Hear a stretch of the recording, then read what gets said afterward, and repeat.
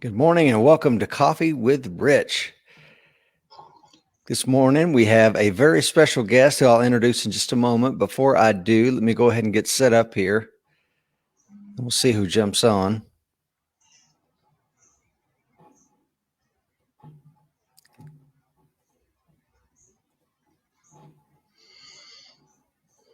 I'll keep you guys in suspense on who this bearded, mysterious guest is.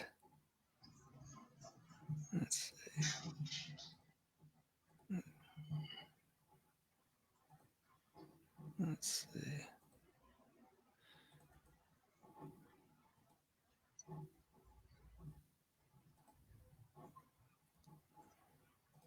Just 1 second there, folks. Okay. Looks like we got 11 people jumping on so far. Thank you to all the folks that are joining me this morning live, and thank you to the folks that are watching in replay. We'll go ahead and get this thing kicked off. Good morning and welcome to Coffee with Rich. I am Rich Brown, your host this morning for Coffee with Rich, and also the co-host and co-founder of the American Warrior Society and the American Warrior Show, America's #1 self-defense podcast. And this morning we're joined by, this is a special family edition, because this morning I'm joined by my younger brother, if you can believe it, retired Chief Jeffrey Brown. Good morning, Jeff. Good morning, Rich. Thank you to the 24 people that are on this morning. Do not adjust your set. That's right. You have 2 Browns on this morning. You're welcome for that. Let's see who we got on this morning there, Chief. And he says, I got another. There's a Marine. Walt is on. Miss Lisa is on. Paul is on. Jeff Day. Jeff, can't wait to get back on the mats with you there, brother. Donald is on. John is on. Walt. Dan. John says hi from Yukon, Oklahoma. Coin number 1919. John, glad to have you. Jared is on out there in Montana. Good morning, brother. Stephen. Wow. Lots of folks joining this morning. Jesse Ross is on. Good morning, Jesse. And good morning to all the folks over in Appalachian Standard, man. You guys are making some great products. I couldn't get through a good night's sleep without you. Oh, Bill Pecor. We were in the Marine Corps together. Okay, like I said, we got a great show today. Thank you to the 28 people. Please like and share. As always, the sponsor of Coffee with Rich is the American Warrior Society. You need to check that out, AmericanWarriorSociety.com. We have hundreds of articles written by all sorts of subject matter experts, from medical examiners and forensic pathologists, ER doctors, CIA folks, lots of really good authors. You won't want to miss that. Okay, 36 people on. Please like and share. Man, I've got a good guest for you. My brother, Jeff Brown, just retired from the Coast Guard. Good morning, brother. Good morning. Good morning, everybody. Jeff, tell us a little bit about yourself, brother. As most of y'all know, Rich and I grew up in East Tennessee, and I joined the Marine Corps Reserves in '92 after my original failed attempt at college. I became a 3531 tactical vehicle operator, and when I got to my unit, I cross-trained over to combat engineer. Kind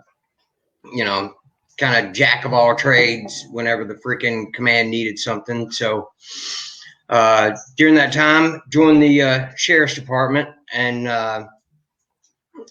while I was waiting to join the sheriff's department, I worked in armored cars, all security stuff like that. And then I joined the special operation response team, and at that point, that was probably one of the most physically demanding things that I had ever done. It was far more physically demanding, in a 2-week time period than Marine Corps boot camp was.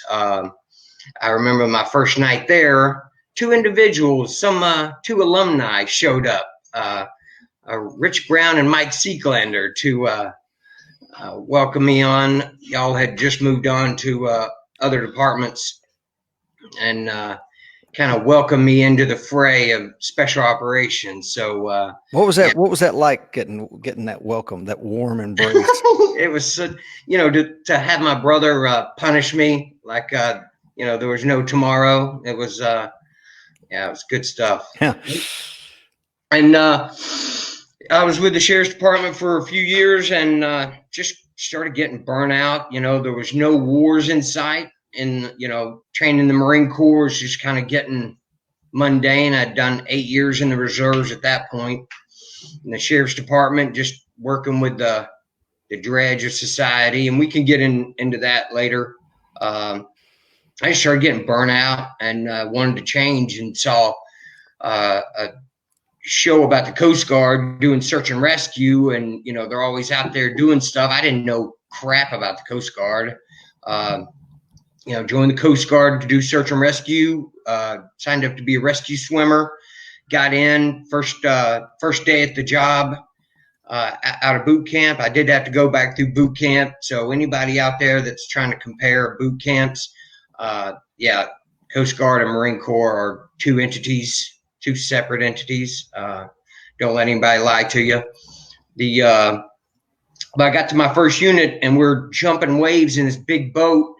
This 20-year-old kid is driving. And I was like, who's telling this guy where to go? And they're like, he is. And I was like, yeah, but where's the officer that, is directing? They're like, no, that he's it. And fell in love with the mission. The command was like, with your background, we want you in the law enforcement department. And I was like, no, I joined the Coast Guard for search and rescue. Well, that wasn't an option. So it restoked the fire. Started out in New York. 9/11 happened. Went deployed straight to New York City. Was there for on and off for probably about a year. Immediately following 9/11. What were you doing there, Jeff? New York City. Providing security and a law enforcement aspect for like the UN building right there along the East River. Down along the Kills, there's a lot of oil refineries and stuff like that. Patrolling up around the atrium, right by Ground Zero, just kind of keeping, whatever, scenario could possibly pop up at that time period. And then, the law enforcement bug was was back. It's in my blood. So, I went on to do counter piracy and counter narcotics down in the Caribbean. Spent a lot of time in Colombia, and then did some fisheries patrols. Doing marine environment protection stuff up all the way up into Canada.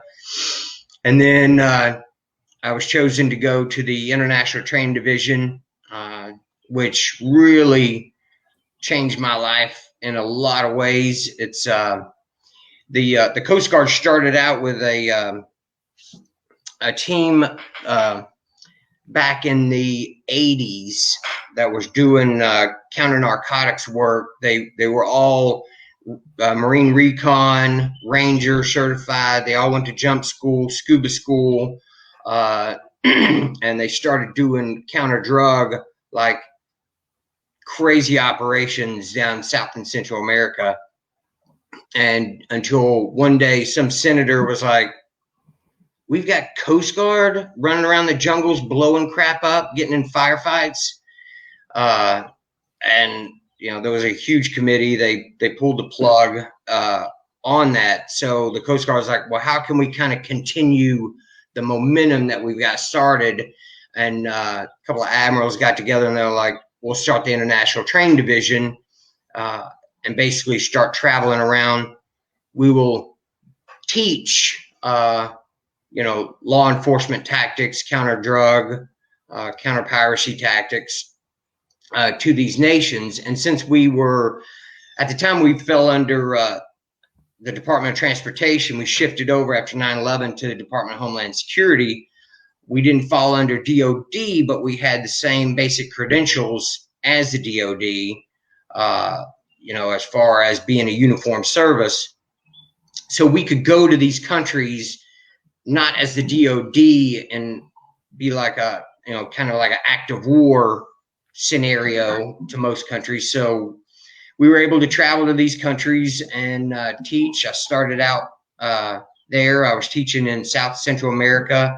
I was in Nicaragua when the Sandinistas took back over, which was I was in Bluefield, which was Ortega's little, hometown where his fishing company was. So when he took back over with the Sandinistas, they wanted nothing to do with America. So we were there pretty much on a flag waving / partner building, in the Eastern or the Western Caribbean. And that was my first time seeing Hugo Chavez flew in, and his Venezuela One parked right next to my airplane. And I'm loading up my white boxes, getting ready to go out to Bluefield. And he walked out, looked at me. I looked up at him, and it was just like we kind of like gave each other like a nod, and his security team like drug him off. But it was an interesting time.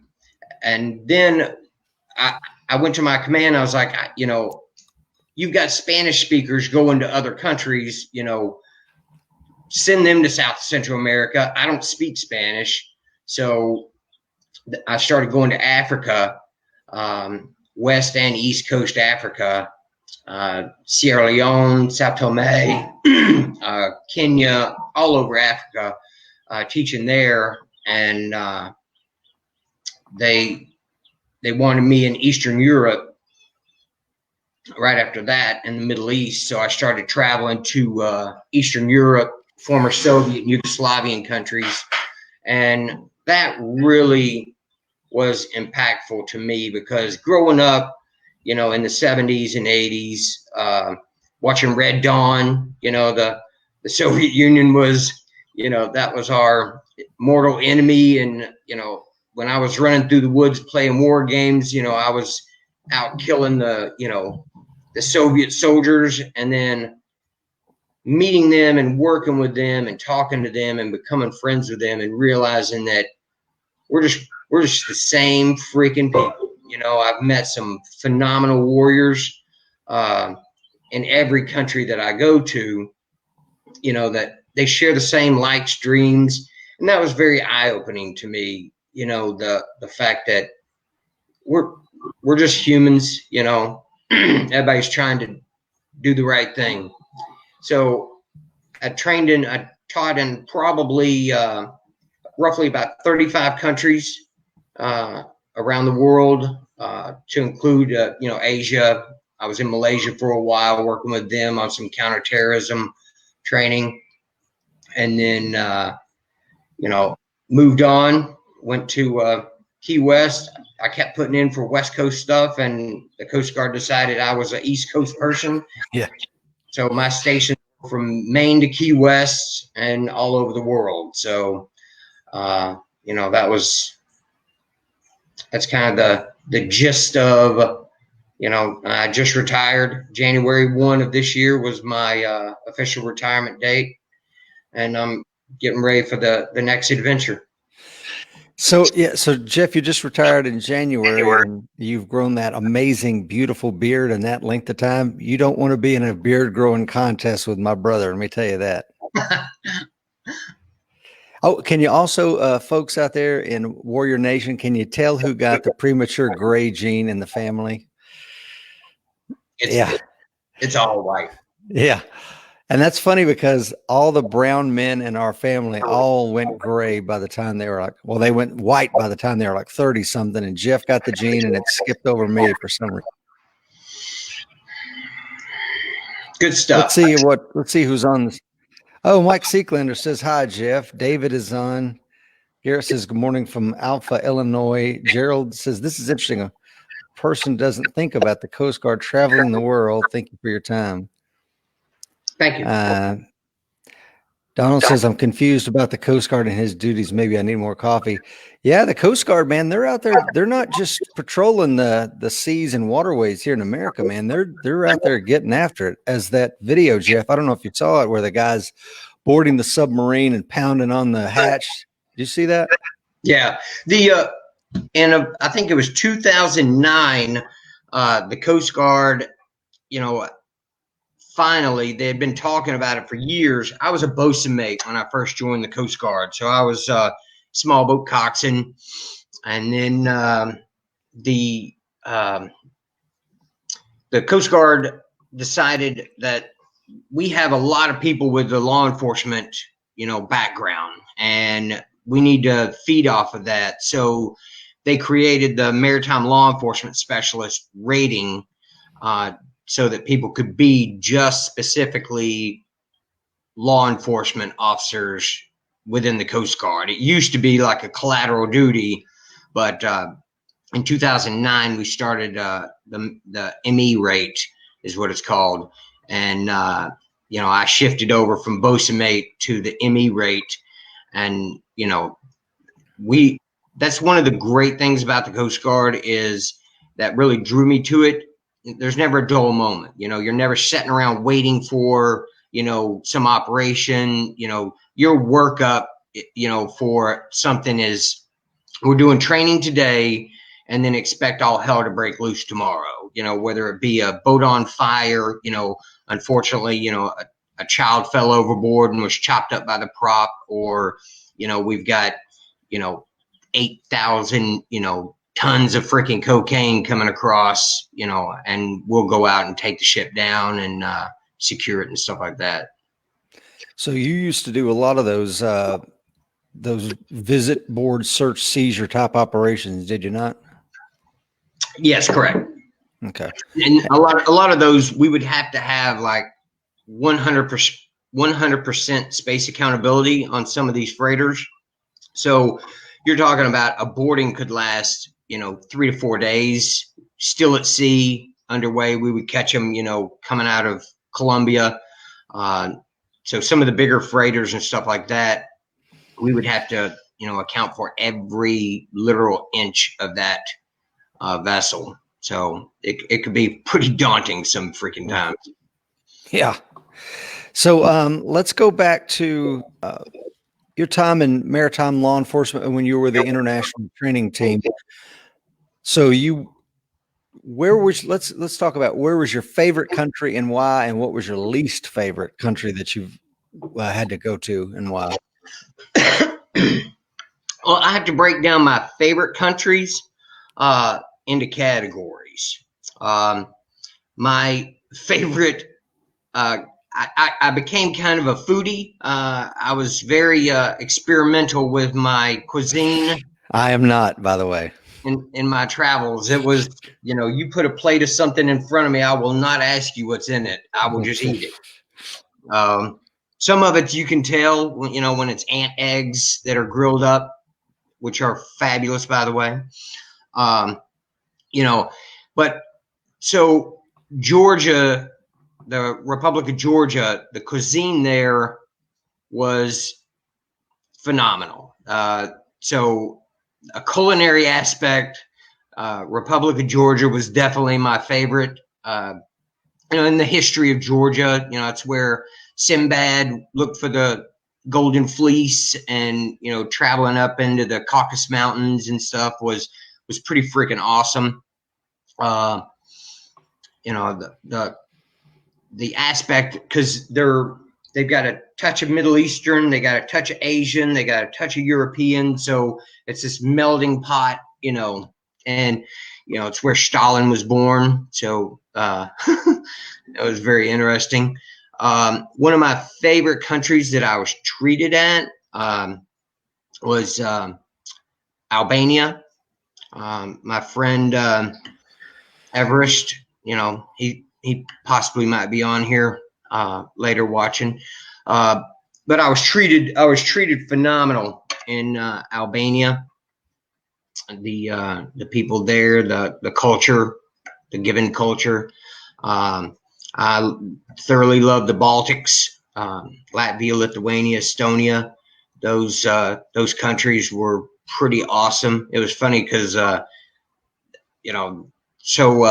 paperwork says and reports say and magazines say that the Baltics are the most beautiful women in the world. So it was very eye-opening. But the worst country is a mixture between Haiti and Nicaragua. In Haiti, one of the things, you get to see the good and the bad, when you're feet on the ground in a certain country.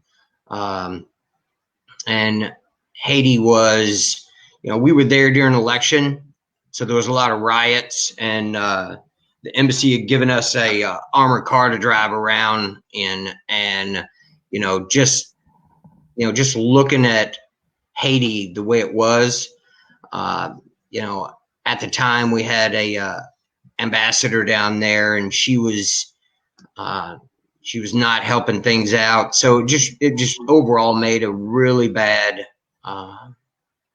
taste in my mouth. Just the poverty level, and if I may give a shout out to somebody completely like random, the artist Wyclef sinks I think just over half of his income back into Haiti, trying to take care of that place. And you see these guys running around, cleaning up, the same trash that's being dropped right in front of them, and they're all working for the artist Wyclef. Wow. So it was very awesome to see somebody like that giving back to his community as much as he was. Nicaragua, like I said, it was right when the Sandinistas took over, and we were working in Bluefield, and I was walking through. We had to take a ferry over to the island where we were teaching at every morning and come back every afternoon. And I got surrounded by, because we're traveling usually 2 to 4 man teams to these countries. Were you armed, Jeff? At that moment, I was not. Okay. I was traveling. I was coming through. We had a security team with us. Locals? No, it was Navy, Okay. Navy and police security team that was kind of following us, and I got surrounded in the. We had to walk through a this like farmers market type thing, and I got surrounded. The rest of my team were Hispanic, so, and we didn't wear uniforms when we were in country. So were you relaxed grooming standards back then? Yes. Okay. So I got surrounded, and they started yelling, "Gringo, we're gonna kill you," and all this stuff. And I went back to the admiral that we were working for, and I'm like, "You need to freaking do something, or we're packing the hell up." It was just, uneasy, And then Azerbaijan, when I was there in Baku teaching, they still are like hardcore with conscripting. And, when you go to these countries and then you see what conscripting is like, and see what some of these individuals go through on a daily basis, because, you're nothing. You might as well be a freaking pail of water to some of these people when you're conscripted into service. Didn't you have a run-in with the Iranian president's security detail in Azerbaijan? Yeah, I did. The Ahmadinejad was staying in the hotel. So that's the Iranian president, right? Yes. Okay. He was staying in the hotel, the floor above me, and his security detail came over and tried to search my bag, and we were nose to nose. I'm like, "You're not touching my bag," and they were getting frustrated because I'm not subject to their freaking laws. Luckily, my training, in international affairs had taught me, you know, quite a bit about, you know, dealing with outside agencies. And finally, an Azeri, a Secret Service guy came over, and he's like, can I look in your bag? You know, we're just making sure, because I had a bag and it's got my laptop and, you know, some training equipment in it. And I was like, yeah, let me see your credentials. And so I checked his credentials and scrutinized the hell out of them. And, you know, it was, he finally just looked at my bag real quick and was like, but it was, you know, it was one of those, you know, just, it's kind of funny how, you know, we wind up in these countries right when, you know, other presidents and stuff that don't agree with us are entering that country. Yeah. I got a question or two coming in. This one comes in from another former Marine, Tony. It says, how does the Coast Guard have jurisdiction for ship boarding in international waters on vessels flying a foreign nation's flag? Do they have any jurisdiction there? Well, we have what's called bilateral agreements with certain countries to where, you know, we can enact a bilat and use basically that country's basic jurisdiction for that vessel and board them that way. Okay. And then we use like the U.S. Navy. We'll go out on patrol with the U.S. Navy ships. And as soon as we get ready to board a vessel out at sea, we'll drop the Navy flag, hoist the Coast Guard flag, and, you know, we'll do the boarding, you know, but use them as a platform to travel around. Gotcha. Elke says, were you a single man in all those exotic locales, Jeff? Would like romantic stories too. I was dating during the majority of them. Yeah, we'll save those romantic stories for another time. A campfire. Hey, what may be interesting to the folks viewing us this morning is, how did a couple hillbillies like me and you, and I'll throw our father into it. You know, I've been to dozens of different countries. Our father lived in Mexico for a while, India. He lived in Taiwan, Japan. I've forgotten all the other places. And then you've been to dozens and dozens. I mean, isn't that kind of strange for a couple of hillbillies from East Tennessee to be that worldly? Yeah, you know, it's interesting that you asked that, because I think about it often, and I think that it's the exact same drive that brought our families here. You know, that lure of what's over the horizon. One of my flaws and attributes is, if I see a bend in the road, I have to go to that bend in the road. You know, I got to see what's around that corner. It may be the greatest thing in the world. I don't know until I look around that corner. So, you know, the intrigue and the desire for adventure kind of just is there, you know.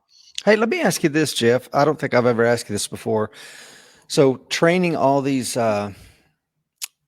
folks in all these other countries, teaching counterterrorism and boarding operations and all the things that you did, was there one group that stood a standout, like these dudes are warriors, they're cut from the same cloth as me and my brothers? Was there any country like that you really liked their unit?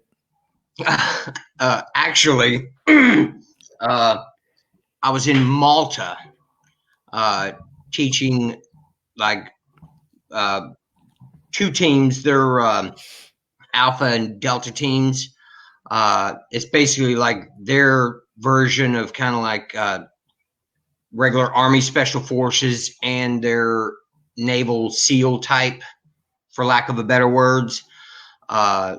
Those teams, and those guys were spot freaking on. I mean, you know, they had the mentality, the drive, you know, because when we're doing scenario based, like takedowns and stuff like that, we're like, we want to see, dang near 100% involvement. And when they would come on board, there was not a hesitation, not, they come in and would sling bodies and, take control. And, the way they moved and coordinated, it was very, very impressive, and you think of Malta, this small freaking island, and, no offense to any Maltese people that are out there, but, most of them are slight in stature, they're island, generations of island people. So, they're a little shorter, but man, these guys were phenomenal. Tell me about learning French. So the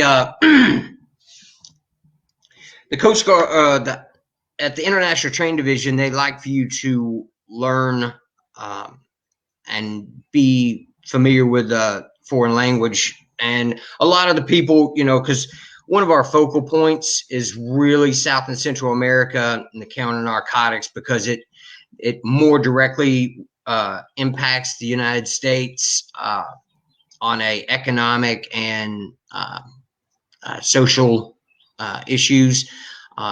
Eastern Europe, we're doing more of the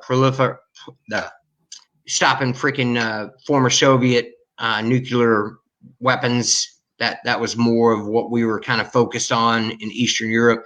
So South Central America, when I was picked to go to this, there's a Spanish aptitude test that you have to take.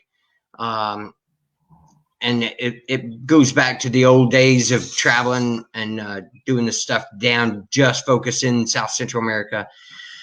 So they opened up, they were like, well, what foreign language do you want to take? And, at the time I was like, German. The Germans were head over the EU at the time. And, I wanted to be more of a European based asset. So I wanted German. And unfortunately, because we don't teach anybody in German, the Coast Guard said no. I said, well, how about Russian? And unfortunately, the Russian program had kicked off like that week. So I couldn't get into that. And they said, what about French? And I was like, it's not Spanish. Everybody speaks Spanish, that I know. So I wanted something, something different, and, the Romance language coming out of an East Tennessee hillbilly's mouth is rather comical. But I traveled up and I went into a French immersion program and was there for 3 months. And unfortunately, the idea was that I was going to be able to come out and speak Creole. And go to West Africa, Sierra Leone, Haiti, and be able to communicate with them. Which, the dialect. My primary instructors for French were one was from Paris, so he spoke super proper French, and the other one was from the Isle of Corsica.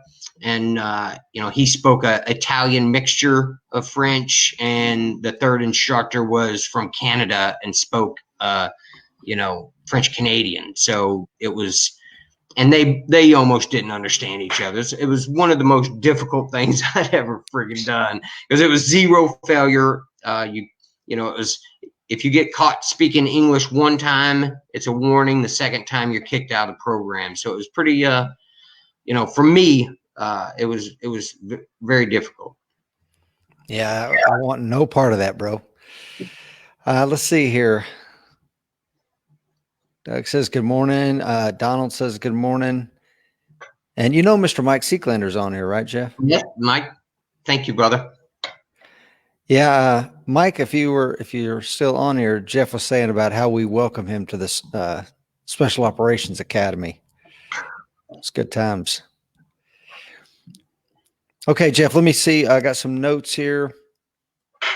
I've had you on here for about 34 minutes. So we got time for about one more thing, and then we'll have to have you back on here again, my friend. As far as, so you mentioned the guys from Malta were really spot on, solid. Was there a country where you're like, yeah, these guys, they shouldn't be around live weapons at all, ever? Was there any places like that where you were training? Well, one of the things that we would teach pretty much any government agency within that country that we were at, and some of the countries would send, in Montenegro we had, Navy personnel, customs, Secret Service, Army, everything. Some of the countries were just developing their own Coast Guard, their fledgling countries. I was in Montenegro when basically they were celebrating their 1 year anniversary of being a country, so a lot of them were still trying to figure out, identify themselves as a country. But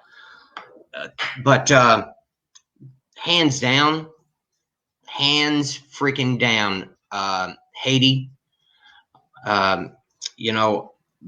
Unfortunately, there was one, two, guys that you were like, God, I would take you in a heartbeat. But as a whole,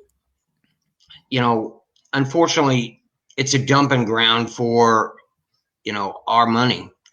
We'll buy them brand new boats, teach them how to run the boats. We'll give them mechanical, engine mechanic training.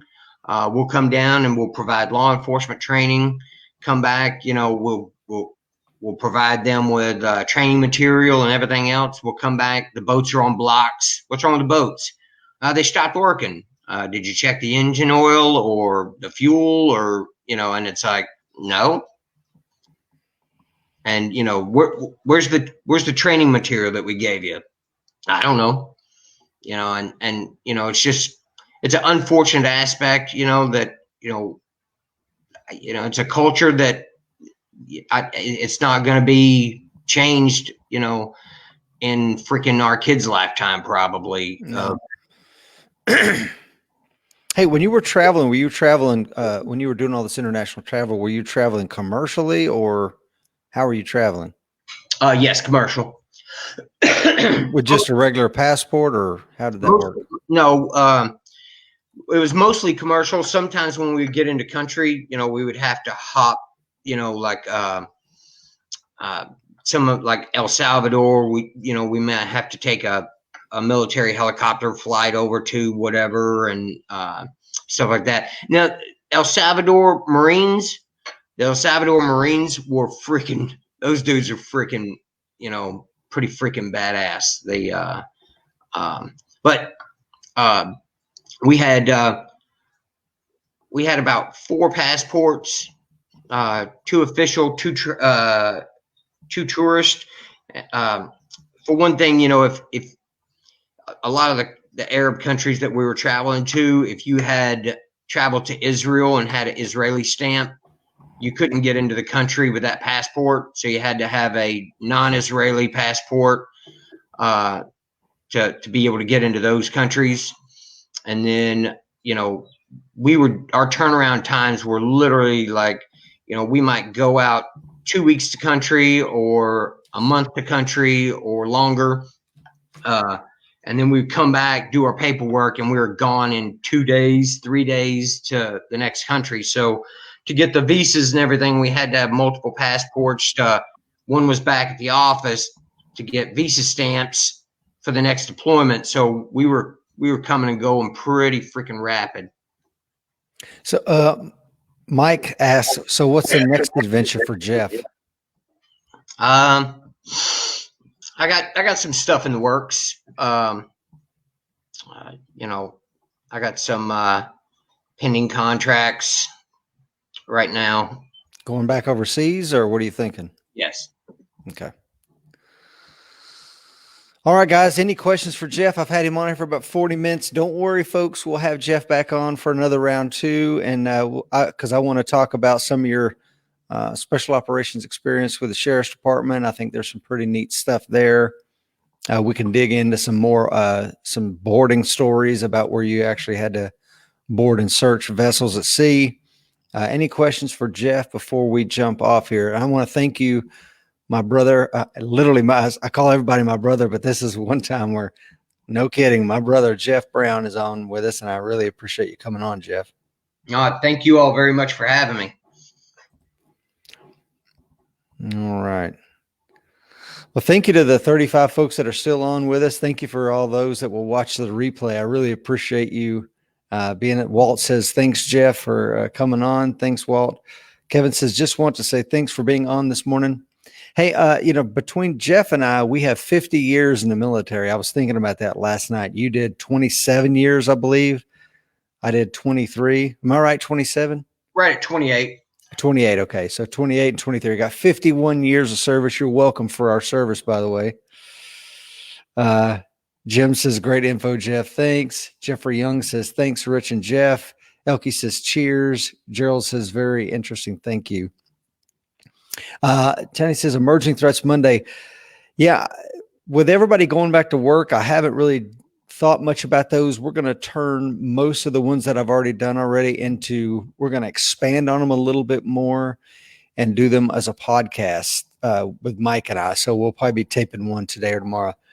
Rudy said, thanks, guys. Good stuff. James Vick says, thanks, Rich. Hey, and Jeff, I just wanted to say, Doug says, came in late, going to catch the replay. Very interesting. The Brown family has served America well. Thank you, Doug. I appreciate that. Jeff, any parting comments for the folks out there in Warrior Nation? Be safe. The fight's coming. There you go. Couldn't have said it better myself. Be safe, guys. See ya. Thank you all.